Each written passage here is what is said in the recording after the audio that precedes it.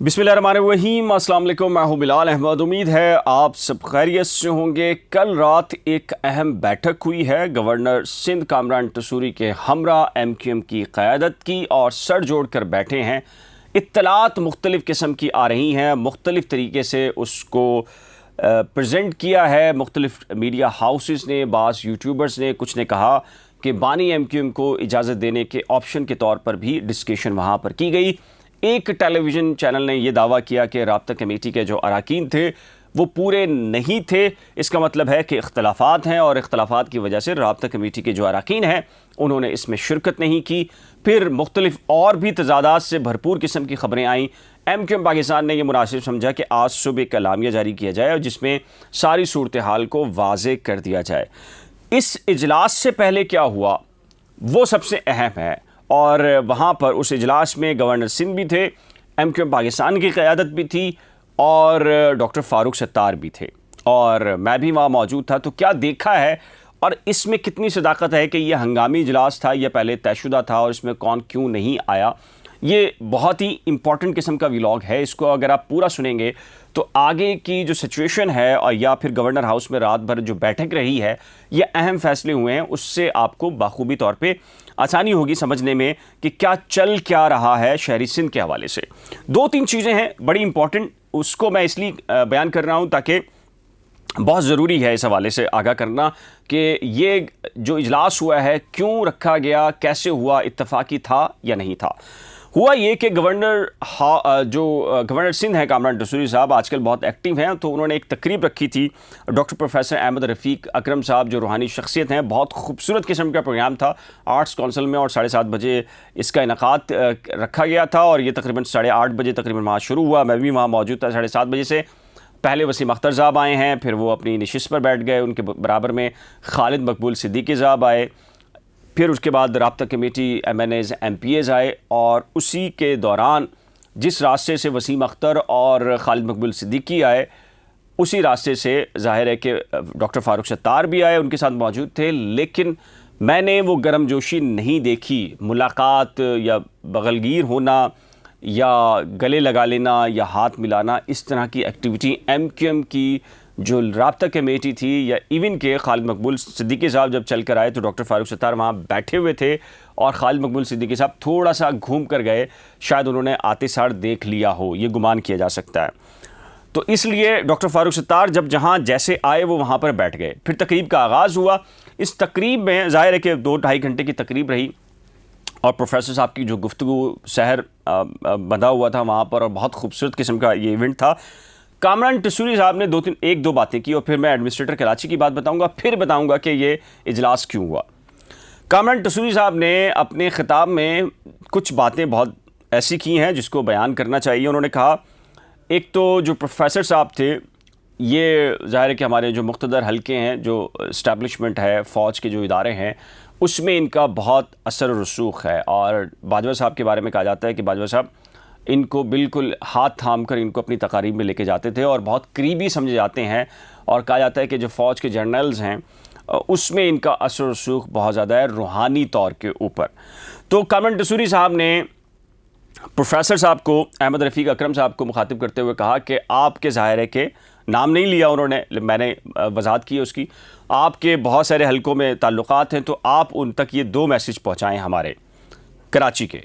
उन्होंने कहा कि बदकिस्मती से कराची के पास समंदर है लेकिन पीने के लिए पानी नहीं है। दूसरा उन्होंने कहा कि कराची पूरा मुल्क चलाता है लेकिन कराची के लिए गैस और बिजली नहीं है। तो उन्होंने कहा कि मेरी आपसे दरख्वास्त है कि जब भी आप उन हलकों के पास जाएं तो उन्हें बताएं कि कराची कितना तरसा हुआ है, कराची कितना महरूम है।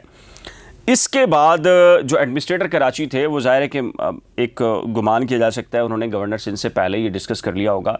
उन्होंने भी प्रोफेसर साहब से एक बात की, उन्होंने कहा कि हर दुनिया के अंदर जो बड़ा शहर है, मेट्रोपॉलिटन है, उसमें जो सिटी के जो 100 फादर्स का एक जो कॉन्सेप्ट है कि जो चैरिटी की बुनियाद पर शहर को डेवलप करने में उनका किरदार होता है, तो क्यों नहीं हम शहर के बारे में ये सोचते और इसका क़याम अमल में आना चाहिए। तो गवर्नर साहब ने अपनी तकरीर के अंदर ये कहा कि जी बिल्कुल होना चाहिए। और प्रोफेसर साहब का ये कहना था कि कराची शहर में अगर संजीदा नौयत की क़यादत आए तो वो ये समझते हैं कि 6 महीने के अंदर सारे मसाइल का हल तलाश किया जा सकता है।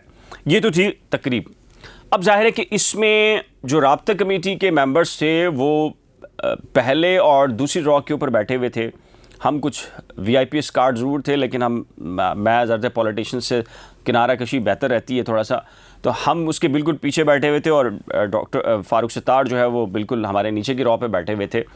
तो उस वक्त जब ये निकले हैं तो वहाँ पर डिस्कशन हुआ कि गवर्नर हाउस जाया जाए और जो ताज़ा तरीन सूरत हाल है सियासी, वहाँ पर डिस्कशन की जाए, बताया जाए, आगाह किया जाए। तो इसी तरीके से जो पहले पहुँचे हैं उनमें कामरान टसूरी साहब अपनी गाड़ी में गए, फिर उसके बाद खालिद मकबूल सिद्दीकी साहब, ख्वाजा इजहार, वसीम अख्तर, रऊफ़ सिद्दीकी साहब वहाँ मौजूद थे और बाकी जो MQM की राब्ता कमेटी के मेंबर्स थे वो फिर बारी बारी अपनी अपनी गाड़ियों में गवर्नर हाउस पहुँच गए। शुरू के अंदर से ही जो खबरें, ज़ाहिर खबरें ऐसे नहीं आती, कोई टेक्स्ट कर रहा होता है, बता रहा होता है कि जी क्या चल रहा है, तो बताया शुरू में गया कि जी राब्ता कमेटी का इजलास हुआ, मुलाकात हुई है और गवर्नर साहब से, और ये कहा गया कि जी गवर्नर सिंध ने जो डॉक्टर फ़ारूक सत्तार, अनीस कायम खानी साहब और सईद मुस्तफ़ा कमाल साहब, इनसे जो मुलाकातें हुई हैं गवर्नर साहब की पैचअप के हवाले से, इंज़माम के हवाले से, मर्जर या अलाइंस के हवाले से, उस पर राब्ता कमेटी को ब्रीफ़ किया। राब्ता कमेटी को ब्रीफ़ करने की इत्तलात, ये ख़बरें आना शुरू हुई और बताया गया कि हमारा कहाँ तक ये पैचअप जा रहा है और इसके ऊपर फिर डिस्कशन हुई। इसी के साथ फिर क्या हुआ कि एक मेन स्ट्रीम मीडिया चैनल, जाहिर है उसने एक ख़बर ब्रेक की और उसने ये ख़बर ब्रेक की कि राब्ता कमेटी के जो अरकान हैं उनकी वो तादाद जो आम तौर पे इजलास में होती है वो गवर्नर हाउस में मौजूद नहीं थी। तो इसका मतलब ये है कि जी गवर्नर हाउस में जो कुछ हुआ उससे बहुत सारी जो लीडरशिप है वो नाराज़ है, इख्तलाफात है।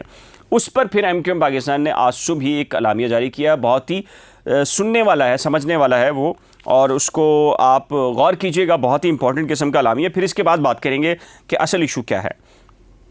अलामिया में ये कहा गया कि जी खालिद मकबूल सिद्दीकी भाई की सरबराही में इजलास हुआ। इजलास में MQM की राब्ता कमेटी की जानिब से तमाम ज़िम्मेदारान, कारकुनान, असीर साथियों को अपनी तंजीम के साथ मस्बत कदमी पर कायम रहने पर खराज तहसीन पेश किया गया।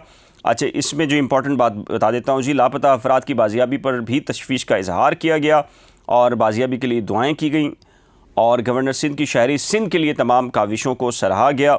मैं मुख्तसर करके बता रहा हूँ आपको। शहरी सिंध की गरीब मुस्वत तबके की वाहिद नुमाइंदा जमात है MQM और MQM मिशन की जानिब कामयाबी से गामजन है। फिर इन्होंने ये कहा कि जी MQM के आइन व कानून और MQM पाकिस्तान के डिसिप्लिन की पाबंदी कार हर वो शख्स आ सकता है जो MQM की जो पॉलिसीज़ हैं उस पर अमल दरामद करेगा। इसके साथ ही उन्होंने क्या कहा कि जी इजलास में MQM पाकिस्तान का PP और PMLN के साथ मुआहदों पर भी जो ताख़ीर है अमल दरामद पे, उसका तशवीश का इजहार किया गया। और इस एलामिया की जो जारी हुआ, इसमें जो अलामिया बनाया गया उसकी तौसीक़ की है ख़ुद खालिद मकबूल सिद्दीकी साहब ने। सेकंड लाइन जो है बड़ी इंपॉर्टेंट है। गवर्नर से बात हो रही है जो कि वफाक का नुमाइंदा है और इसमें 2 गारंटर शहबाज शरीफ, मौलाना फजल रहमान थे। उनके साथ इजलास के अंदर ये जो मामला हुआ उसमें ये कहा जा रहा है कि जी PP और नून लीग के साथ जो मुआहदा हुआ था कि MQM को सहूलियात दी जाएंगी या जो शहरी सिंध के मसाइल हैं उसको हल किया जाएगा, उसमें जो मुआहदा हुआ था उस पर अमल दरामद नहीं हो रहा, तो इन्हें तशवीश का इजहार उन्होंने किया है। अच्छा, अब क्या हुआ है मामला, अब जो इत्तलात आ रही हैं, बाज़ सहाफ़ी कह रहे हैं कि MQM ने गवर्नर सिंध से जो मुलाकात है उसके बाद ये भी फ़ैसला किया है कि एक जनरल वर्कर इजलास बुलाया जाए। एक जनरल वर्कर इजलास PSP बुला चुकी है सईद मुस्तफ़ा कमाल साहब, और उन्होंने पूरी ब्रीफिंग हमारी इत्तलात के मुताबिक अपने कारकुनान और लीडरशिप को दी है कि वो इस इत्तेहाद में क्या करने जा रहे हैं, कैसे जाएंगे और क्या तरीक़ेकार होगा। इसी तरीके से ये भी हुआ है कि अब MQM पाकिस्तान एक जनरल वर्कर इजलास कॉल कर रही है और उसमें तमाम तर जो चीज़ें अगले सेटअप के अंदर जो मर्जर होगा MQM पाकिस्तान का और दीगर धड़ों का, उसके हवाले से ब्रीफिंग, ताकि ज़्यादातर कारकुनान एक दूसरे के बारे में अभी सोच रहे हैं कि वो होगा नहीं होगा, तो ये जो बेचैनी है इसको ख़त्म करने के लिए अब इसमें एक ज़राए से ये ख़बर आई है। दूसरी ख़बर ये आई है कि जी MQM राब्ता कमेटी ने इख्तलाफात की तरदीद की है और ये कहा है कि हंगामी इजलास था। आर्ट्स काउंसिल से निकले और गवर्नर हाउस गए, वहाँ जो लोग थे उनका एक इजलास हो गया। और तीसरी खबर यह आई है कि जी वापसी के हवाले से सब पे कहा गया है, कुछ स्पेसिफिक ऐसा नहीं है कि जी बानी एमक्यूएम अल्ताफ़ हुसैन साहब को भी जो है वो परमिशन दे दी जाए कि आए सियासत में और मर्जर के अंदर साथ रहें। और ज़ाहिर है कि ये पॉसिबल नहीं है कि उनसे कहा जाए कि आप, ज़ाहिर है कि आपको पता है वो तो कह रहे हैं कि जी कारकुन के तौर के ऊपर आप आ जाएं, मेरिट की बुनियाद पे आपकी लीडरशिप के अंदर नाम होगा तो आप आ सकते हैं, अदरवाइज़ नहीं आ सकते। तो ऐसा तो नहीं है कि बानी एमक्यूएम के बारे में ये कहा गया हो कि जी आप भी आ जाएं और कहा गया हो कि जी फिर आपको कौन सा ओहदा देना है इसका फैसला फिर पार्टी करेगी। ज़ाहिर है कि ऐसा मुमकिन नहीं है। वो सब के लिए एक वर्ड इस्तेमाल हुआ है कि जी हमारे दरवाजे खुलें, जो आना चाहे वो आ सकता है एमक्यूएम के अंदर, लेकिन डिसिप्लिन ज़ाहिर है कि नज़्म व ज़ब्त का ख्याल रखना होगा। तो स्पेसिफिक बानी एमक्यूएम के हवाले से ऐसी कोई ख़बर नहीं आई। इख्तलाफात की ख़बरें जो आ रही हैं वो इस वजह से कि राब्ता कमेटी की अरकान की तादाद है वो कम थी, तो मैं कम होने की वजह मैंने बताई है उसके अंदर। लेकिन ये फ़ैसले किए गए हैं कि जो पीपल्स पार्टी और नून लीग से जो इत्तेहाद है उस पर तहफ़्फ़ुज़ात। और दूसरी एक बात और बहुत ही इंपॉर्टेंट बताने वाला हूँ आपको कि मर्जर फ़िलहाल कोई नुकात तय नहीं हुए, सिर्फ बैठे हैं। और दूसरी बात यह कि ज़िमनी इलेक्शन से एक साथ लड़ेंगे, फ़िलहाल भूल जाइए, अक्टूबर तक भी ज़िमनी इलेक्शन बल्दियाती इंतखाबात नहीं हो रहे, कोई इम्कानात नहीं है फ़िलहाल जनरल इलेक्शन से पहले कोई इलेक्शन हो और उसके अंदर मर्जर हो और मर्जर होकर इलेक्शन लड़ें। तो ये एक तयशुदा चीज़ है कि बल्दियाती इंतखाबात नहीं हो रहे। हमारी इत्तलात तो यही हैं, बाकी खुदा जाने। इस सिलसिले में आपकी राय क्या है? अपनी कीमती राय का इजहार नीचे दिए गए कमेंट सेक्शन में ज़रूर तैयार कीजिएगा। एक नए ब्लॉग के साथ जल्द मिलेंगे, लेकिन जाने से पहले रिक्वेस्ट है कीजिए अगर आपने करंट अफेयर्स विद बिलाल या नई खोज में से किसी एक को भी सब्सक्राइब नहीं किया तो बराए करम सब्सक्राइब, वीडियो को शेयर, लाइक और बेल आइकन को लाजिम प्रेस कीजिएगा। खुदा हाफिज़।